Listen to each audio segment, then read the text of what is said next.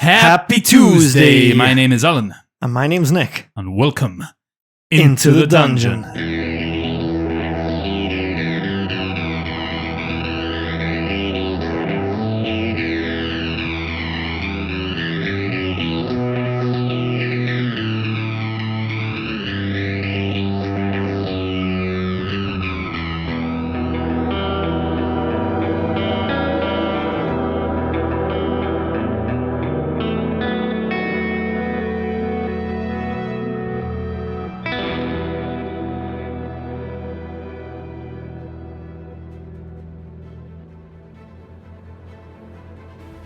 Landar, seeing that this god is back on the floor, shakes the pain away from his elbow and takes advantage of his now prone enemy.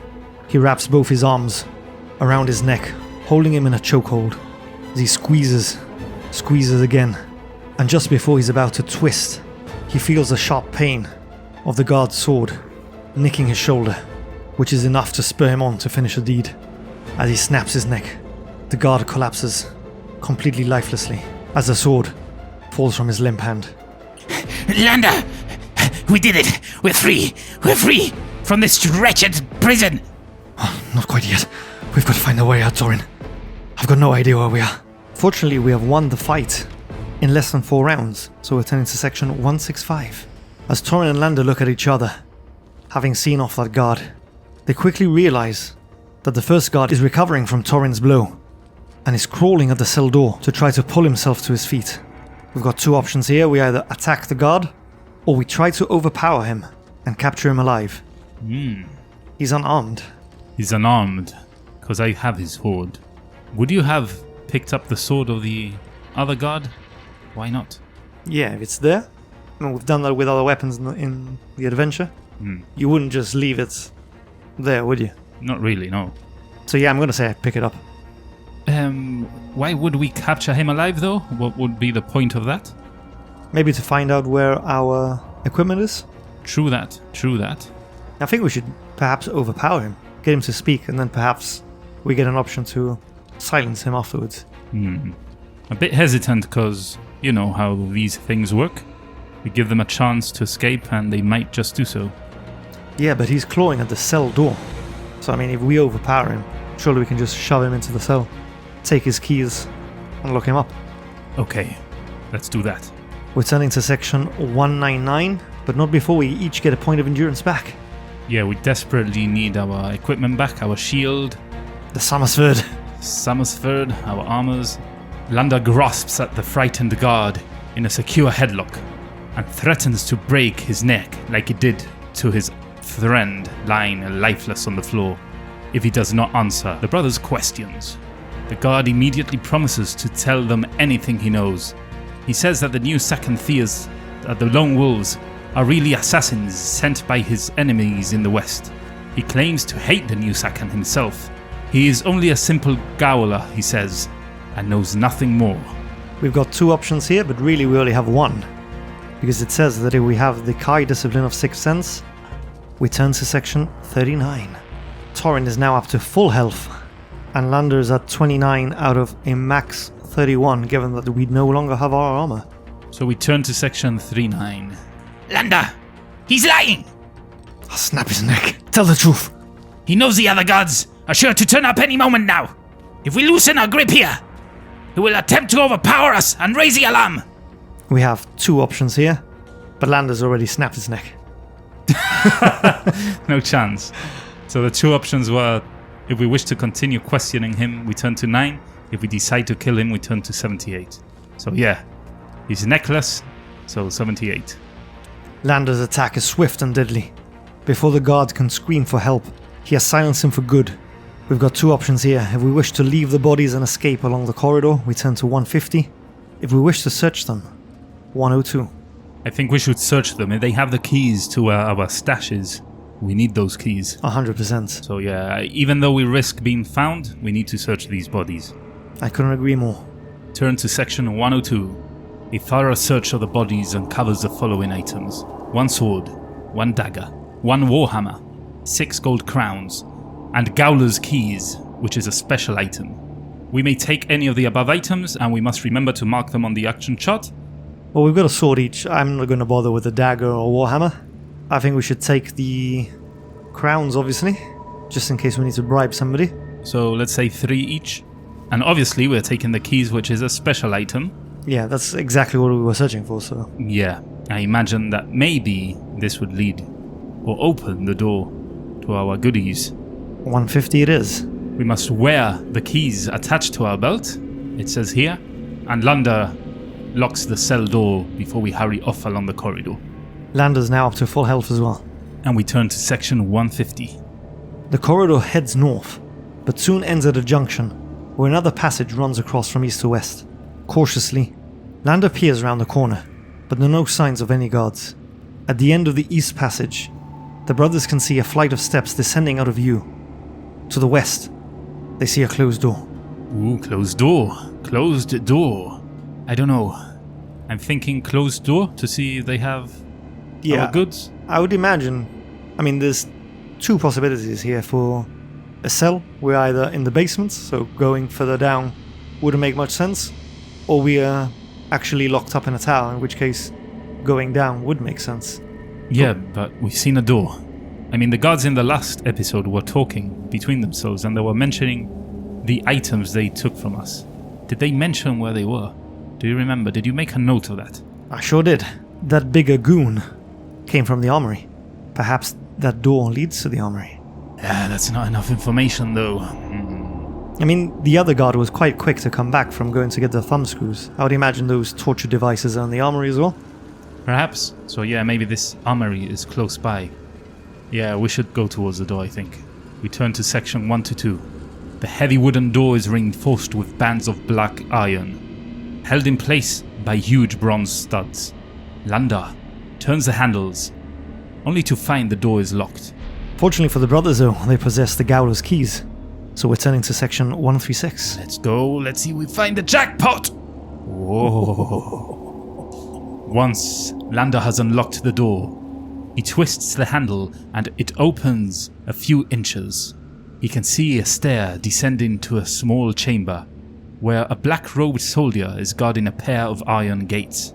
Through the bars, Landar can see rows of weapons and suits of armor stacked in long racks. Sign fixed to the bars says, Grand Palace Armory. Oh yeah, we found it. The jackpot. Now there's 3 options here, but really we have to take the one that says the Kai discipline of camouflage, because it doesn't give us an option. I'm a bit concerned though. Didn't those elite warriors, weren't they clad in black as well? Yeah. I think there's going to be one of those elite bad boys. Yeah. Thing is, it's a bit weird because the options it gives you, again, it says if you have the Kai discipline of camouflage, turn to 186, but then it says if you want to attack. So what if I want to attack but you haven't let me attack because I have the Kai discipline of camouflage? Hopefully it means that we get a slightly easier path. Maybe we get a surprise attack or something. Yeah. Okay, so camouflage it is. Return to 186. Using his Kai skill to disguise his Summerlanding accent, Landar calls out to the guard. Quick! We need your help! The Northerlander is escaping! Immediately, the guard leaps to his feet and charges up the stairs towards the door. Landar waits until he reaches the top step before he attacks. One kick to the knee sends him tumbling backwards into the chamber, where he falls in a heap at the foot of the stairs. The brothers enter the chamber, poised to strike should the guard recover an attack. However, this time caution is unnecessary. The guard is dead, his neck broken in the fall. Ooh. So we're given 2 options here. If we wish to search his body, we turn to section 52. But if we wish to ignore the body and enter the armory, then we turn to section 140. But how are we going to enter the armory? I mean, will the jailer have those keys, or will this guy that was protecting those gates have the keys? That's the thing. I think we have to search him. I mean, we are in the armory. We've already opened the door to the armory, right? No, we opened the armory was down the stairs. Yeah. And it says that through the bars we could see the rows of weapons. I mean, it's probably locked. The gates where the armor and all that is probably locked, so yeah, we should search the body. Turn to section 52. Oh, Gowler's keys again. Okay. We get 2 more gold crowns this time as well, and he's also got a dagger and a sword, but we're not gonna get those. Okay, so we've got 2 pairs of Galloway's keys. Landar hands these over to Torin. We've now got 5 crowns each. So now we need to turn to 140. The iron gates of the armory are unlocked. we didn't need the keys anyway. Okay. Landar pushes open the left gate, and both brothers wince as the shrill squeak of a dry hinge sends a shiver down the spines. Inside, at the end of the long aisle, is a workbench littered with spearheads, sword hilts, and all manner of armorer's tools. In the midst of the tangled mess is a large black leather-bound book. If we wish to open the book, we turn to section 83. If we wish to ignore the book and search for our confiscated equipment, we turn to section 181. Ooh, damn it. I wonder if this is like a time-sensitive thing if we start fucking around with books. Yeah, there was a shrill squeak of a dry hinge. Yeah. So Landar is thinking we've just got to search for our equipment. Get our stuff and get out. But the player in me is thinking, The book. what if the book logs where our equipment is? I mean, if they've seen the Summersford, it's not just going to be lying in the armory. A sword of such legend would surely have been taken to, not the Sultan, what were they called here? Zurtan or something? I don't know, something weird. It's... indeed. It's a, what was it? Conundrum. No, I mean, a black leather-bound book. Large black leather-bound book. Yeah, it seems like a log. Yeah, a log of... Yeah, we found this. Store it in section 26 of aisle 27 or whatever it is, you know what I mean? Like... Is this like IKEA? Yeah, it pretty much. Aisle 26, shelf 4. Yeah, Summersford. Exactly. I think so, right? It must be that. It has to be, surely. I mean, there's two risks here. The first one is we fart around with the book and we get caught with our pants down. Yeah. The other risk is we search frantically for the confiscated equipment. And we get caught with our pants down. Not knowing where it is. And then we're basically in a big locked cage as well. So if we look at the book and it says we suspect a log, like you say, it might just very conveniently say where the things are stored. The thing... But then again, they were gonna sell our shit, weren't they? Well, they were gonna take them for themselves and then sell it, yeah. So maybe they weren't locked yet, and this is a red herring. Because how would they go and... They were talking about having like a night out on the town and painting it red. How are they gonna do that if all our equipment is logged for the Zurtan or whatever it was called, to then go, where's the Lone Wolf's equipment? It was here in this book, where's it gone?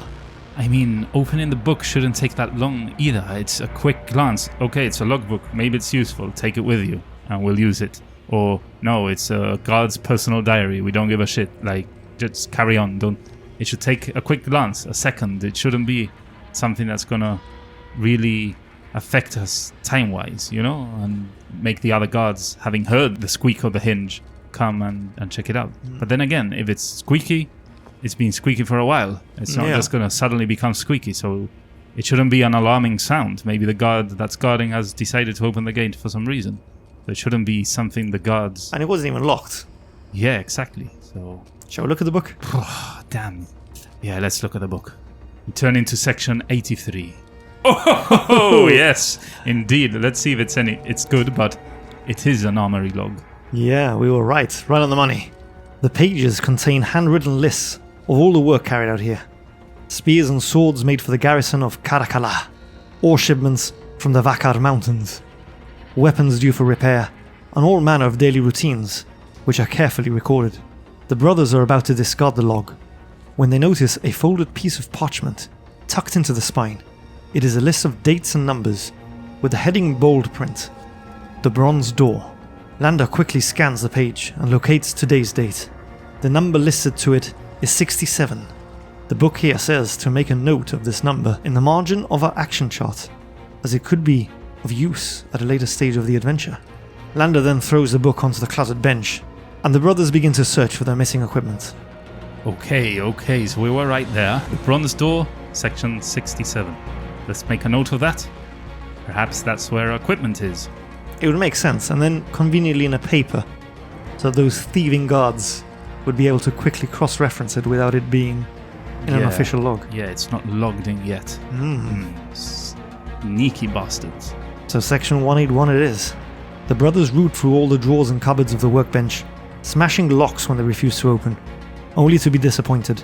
These drawers and cupboards do not contain their missing equipment. All hope of signing a peace treaty with the new Zakhan has vanished.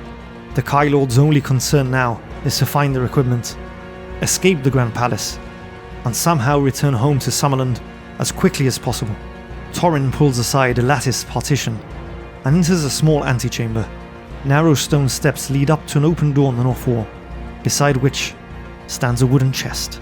If we wish to climb the steps and enter the door, Section 14, or if we wish to investigate the wooden chest, Section 97. So is this a wooden chest where our items are in? Possibly. Similar to, what was it, Oblivion? When you get out of cell and there's Yeah. That was it, wasn't it? Very conveniently placed in the chest for you. So maybe the bronze door and the number has nothing to do with our equipment? Maybe something... Might be something else. What do you think? I mean, and it was like kind of hidden, this chest, like behind this lattice, so I think we're going to investigate it. Yeah, we're here. Might as well. Section 97. It's a mimic. Oh dear. Oh, it is. The chest is plain except for a small square of red metal bolted to the top.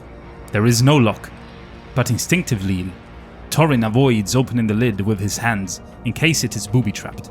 Nearby, Landar notices a wooden bucket and a ladle. Using the ladle, Landar levers open the chest and pushes back the lid. The chest itself is not booby-trapped, but the brothers' caution was well placed. Coiled on a bed of jeweled encrusted maces lies a yas, a non-poisonous but very large Vassagonian snake. A red forked tongue flicks out of its yellow head as it prepares to defend its valuable bed. Oh, so it wasn't a mimic? That was a snake. A snake in the... I got a snake in my boot. A snake in the boot, a snake in the chest. So if we wish to attack the Yas, we turn to 194. If we wish to flick shut the lid and leave the armory by the north door, we turn to 14. What is the north door? The one we discovered? It must be, because it's the same sort of antechamber that we're in. I don't know. Do you want to attack the... No, I mean, if we can just shut him back in the chest. It's not poisonous, but it's large. It's large, it's not poisonous, we're just burning up valuable time here. The other option is just to flick the lid shut, so why waste time? I don't know. A bed of jewel encrusted maces. What's the point though? We haven't spent any crowns in like 3 books. Yeah, okay. Let's not tempt fate and let's ignore the Yas and turn to section 14. Through the door.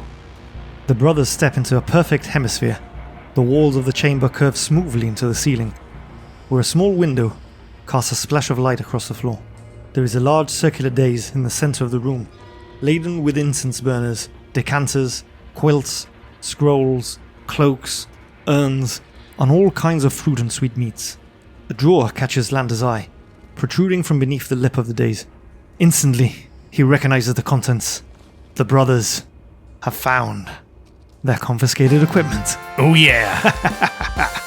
We restore all our backpack items, our special items, our weapons, and gold crowns that we lost when we were imprisoned.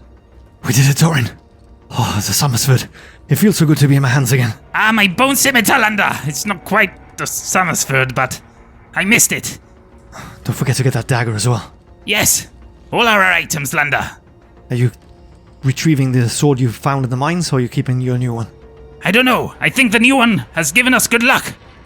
I'm gonna hang on to it. Oh, it seems so. We need to escape the palace. And quickly, Landar. We surely do. There's only one other door here, other than the one we entered. There, in the north wall. I don't think we should risk retracing our steps. Should we continue searching this chamber, Landar? Maybe we find useful items. There's a lot of things here. We've already got that record from the logbook. And 2 sets of keys. I mean, we've got everything that we came with. We've got the Summersford, we've got our weapons, our armor, our shields. I think we just turn on our heels and run. You're right. Let's not get greedy. So we're turning to section 58 here, yeah? That's right, we are leaving the chamber. Ooh, but first, we're back to our usual endurance points, so Landar's maximum is now 35 again, and Torin's maximum is back up to 26. Nice, fully equipped. No one can stop us now. The brothers follow a straight passage of pale rose-colored stone, which soon ends at an empty vestibule. In its north wall is set a great wooden door, covered with engraved bronze plaques and studded with bronze nails. There is a curious lock set into the middle of this door, encircled by a beautiful carving of a long-tailed scorpion. A closer look at the lock reveals a series of Vassagonian numerals numbered 1 to 200. Engraved in the lock, you recognize the design. It is a Cloasian combination lock. If we know the correct number that will open the bronze door, we need to turn to that section number. If we choose the wrong combination, we do not get a second guess and turn immediately to 98. And if we do not know the number and do not attempt to open the door, we turn to section 156. There's a footnote here, which says that the section corresponding to the correct answer will have a footnote confirming that it is indeed correct. Now, does that mean the page where we would have found the number? That wouldn't make sense. No, I mean, if we turn to 67 now, and it's a correct choice, it will say that was the correct choice, I imagine. Because perhaps it doesn't tell you it's the correct choice, it just carries on narrating what happens. Yeah. I'm not sure. I imagine it would say you open the door, and I'm not quite sure why that footnote is there. But I mean, it doesn't even have a section number here. It just has a hyperlink, so... No, we need to turn to the right, because this, obviously, we would need to turn to the number if it was a page. This hyperlink will take us, I suppose, straight to 67. So I think if we click here and it's not section 67, or there's no footnote saying that the number's correct, we basically have to come back and turn to 98. Yeah. So, I suppose that's why there's a footnote, because this is a digital, we're not playing from the books. Yeah. There's no way for us to really turn to 67.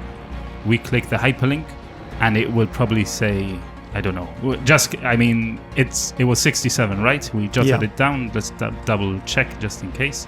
67. Bronze door, 67. This is a bronze door. It's asking for a number. Let's go for 67. Oh, okay. So it has now taken us to table of contents with all the sections of the books listed, and now we need to click on the page we want to go to, section 67. Yahoo! And surely enough, there is a footnote at the bottom of the page that says this section is the correct answer for the Cloasian combination lock from section 58. I don't know why it needs to explain that, but because it now kind of explains that you open the door, but anyway, let's carry on. The brothers hear a faint click, followed by a soft whirring sound. The bronze door slides open, and the brothers hurry through. The door clicks shut behind their backs as softly as it had opened. Instinct tells the brothers that they have entered the chambers of the upper palace, the sumptuous private enclave of the Zakan. They walk upon glistening tiles of opal and platinum, past sculptures and statues of pure gold. The door of solid amethyst ahead seems plain in comparison to the breathtaking splendor of this private world. Beyond the door lies another unique and startlingly beautiful world, the Arboretum. A circular, cathedral-like arena spreads out below the brothers. The green velvet canopy, alive with the sound of birdsong. Trees of every color, shape and size flourish in the deep, dark soil of the floor. The Zakan's Arboretum houses a specimen of every tree that grows in Magnamund, and many species that are now extinct elsewhere. As the LoneWolves walk the wrought iron balcony which encircles the Arboretum, they recognize the leaves of a summer-lending oak. They feel a sudden wave of homesickness, but it does not make them despair. Rather, it renews their determination to escape from this hostile, sun-bleached land. At one of the exits from the Arboretum, the brothers discover a quarterstaff propped against the wall. If we wish to take this, remember to mark it on our action chart. I'm gonna pass. I've got my summer back. Yeah. The desire to escape urges the brothers on as they leave the Arboretum and hurry through a network of lavish corridors and empty, deserted vestibules. The LoneWolves reach a landing where a broad staircase descends to a massive room that occupies most of the lower palace. From the top of the staircase, hidden by the shadow of a pilaster, they stare down on a sight that freezes their blood with terror. Oh, what could it be? We turn to section 200. An entire mob of those elite guards, I think. Upon a raised platform, carpeted with a scarlet fur, sits the Vassagonian Emperor, Sakan Kima. He is robed in gold, but devoid of all ornamentation. In his hand is an orb of black metal, and in his eye an ice-cold cruelty that chills the brothers' spines.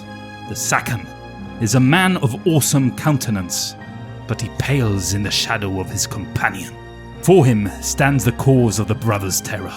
A helm as black as death itself hides the face, but the stench of decay and a hideous sepulchral voice betray the identity. Give me the LoneWolves!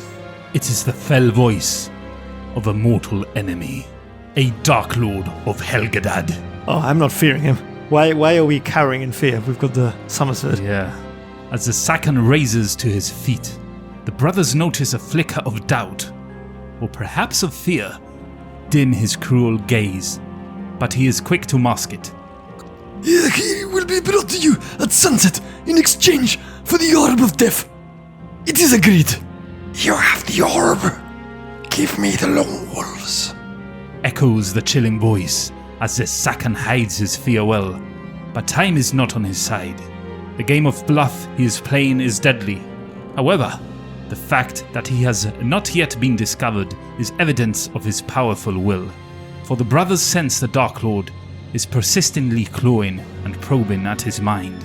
You will get the Northlanders, Lord Hakan, says the Sakan, his voice curt with anger. when you tell me why your servants defile the tomb of the Mahajan.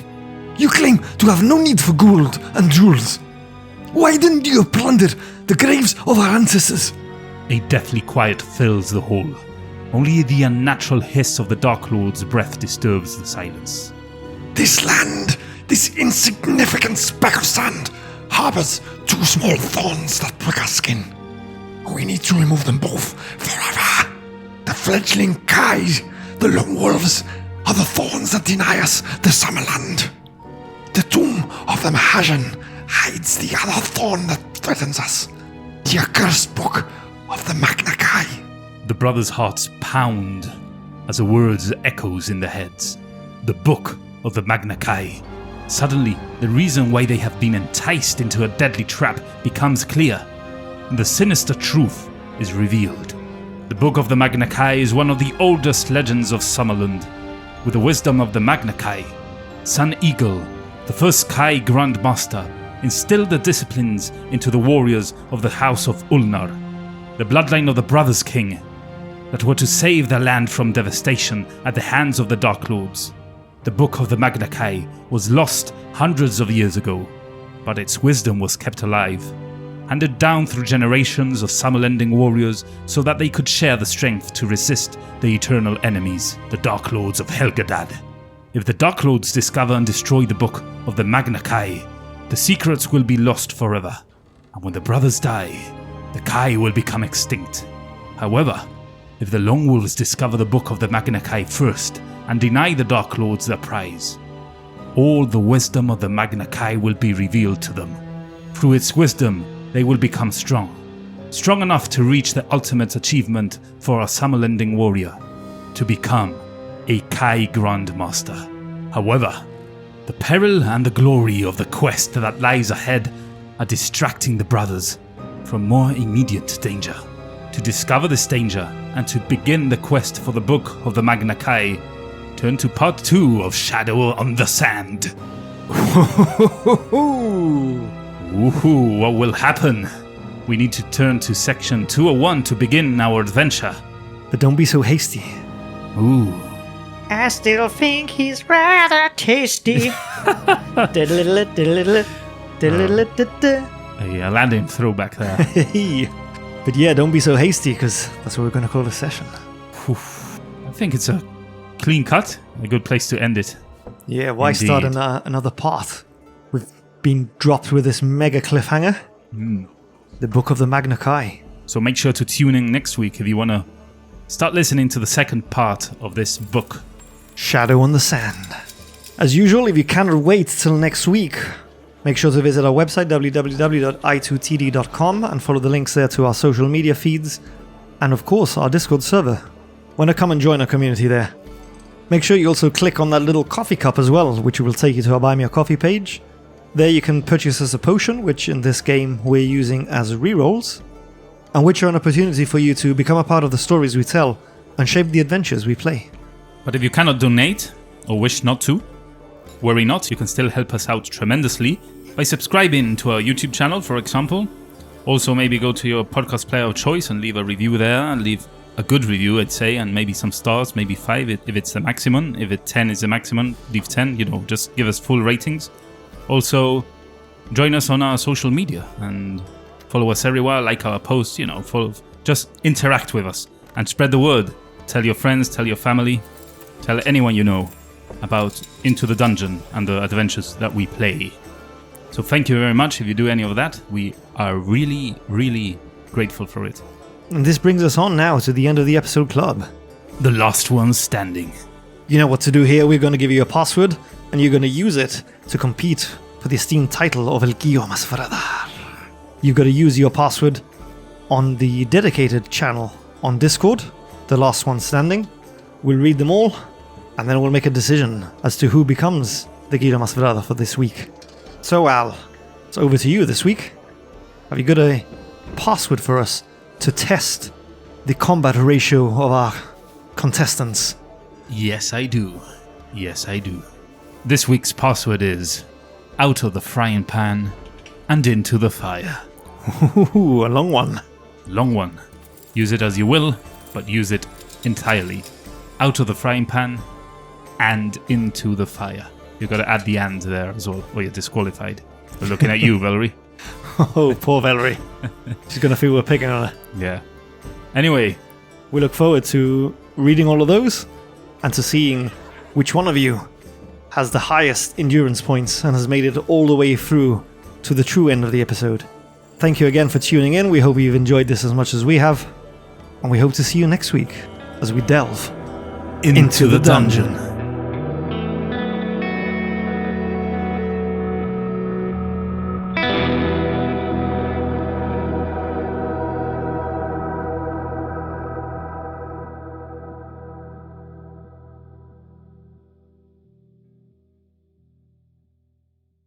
The corridor held in place by a huge bronze. If we wish to ignore the book and search for our